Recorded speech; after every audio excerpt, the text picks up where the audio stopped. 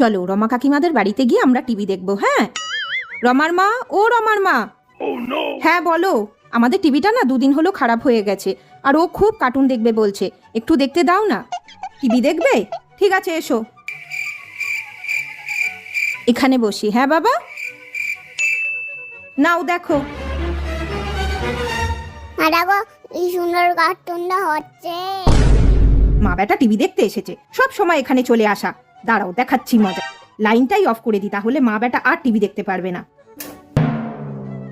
দেখো এবার কত কার্টুন দেখবে। কারেন্ট চলে গেল তো, তোমরা আর কি করে টিভি দেখবে? এ বাবা, কারেন্টটা চলে গেল। যাও তাহলে বাড়ি চলে যাও। কারেন্ট তো চলেই গেল, আর কি করে টিভি দেখবো আমরা? চলো আমরা বাড়ি চলে যাই এবার। মিক্সিটা চলছে, তার মানে কারেন্টটা ছিল, ইচ্ছা করে বন্ধ করে দিল, বুঝলি তো বাবান। চলো আমাদের যখন টিভি ঠিক হবে আমরা তখন দেখবো। হ্যাঁ।